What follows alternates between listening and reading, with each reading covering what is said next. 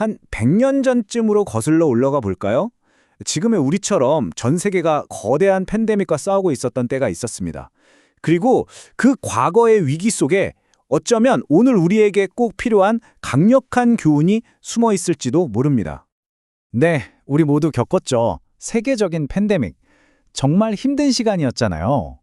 그런데 문득 이런 생각이 들지 않으세요? 이런 일이 과연 처음이었을까? 바로 이 질문에서부터 오늘 이야기를 시작해 보려고 합니다. 역사는 정말 반복되는 걸까요? 자, 그럼 뭐부터 시작할까요? 아마 다들 아시는 그 이름부터 시작하는 게 좋겠네요. 그런데 말이죠. 이 이름이 사실은 엄청난 오해에서 비롯된 거라면 믿으시겠어요? 바로 스페인 독감입니다. 공식 명칭이죠. 하지만 진짜 흥미로운 이야기는 지금부터예요. 도대체 왜, 어떻게 스페인이라는 이름이 붙게 됐을까요?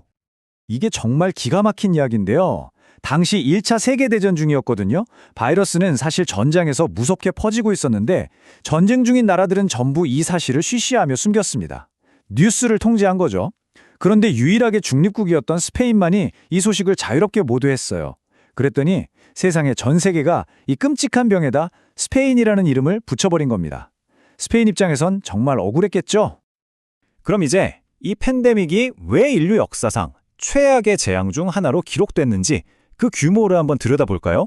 지금부터 보실 숫자들은 정말 상상을 초월하는 수준입니다. 자, 이 재앙의 규모를 실감하시려면 먼저 배경을 알아야겠죠. 당시 전 세계 인구가 대략 20억 명 정도였습니다. 지금보다 훨씬 적었죠. 그런데요, 그 20억 명 중에서 감염된 사람 수가 무려 5억 명입니다. 5억이요? 이게 진짜 감이 잘 안 오는 숫자죠? 이걸 좀 더 와닿게 설명해 볼까요? 당시 길을 가는 사람 4명 중 1명은 이 바이러스에 감염됐다는 뜻입니다. 전 세계 인구의 4분의 1, 어쩌면 3분의 1까지도요. 정말 엄청나죠? 하지만 정말 비극적인 건 사망자 수입니다. 추정치가요. 적게는 1,700만 명에서 많게는 1억 명까지 봅니다. 1억.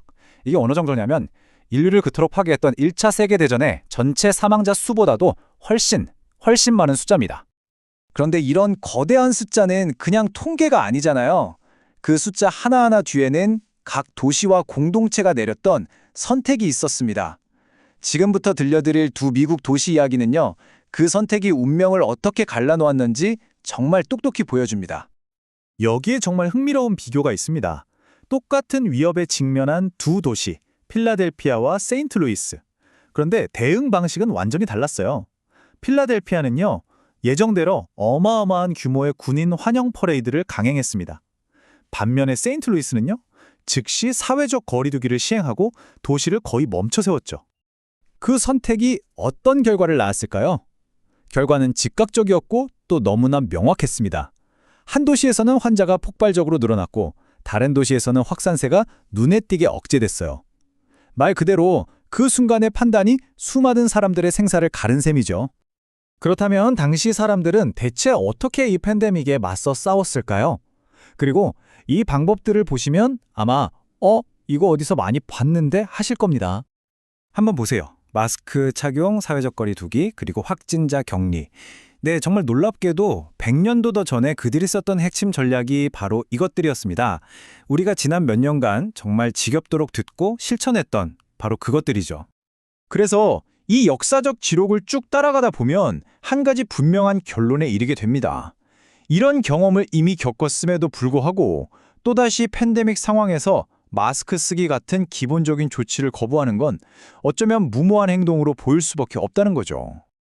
결국 이 모든 이야기는 우리에게 하나의 묵직한 질문을 던집니다. 보세요. 역사는 정말 값비싼 대가를 치르고 우리에게 너무나 명확한 교훈을 남겼습니다. 그렇다면 진짜 질문은 이것이겠죠. 과연 우리는 그 교훈으로부터 제대로 배우고 있는 걸까요?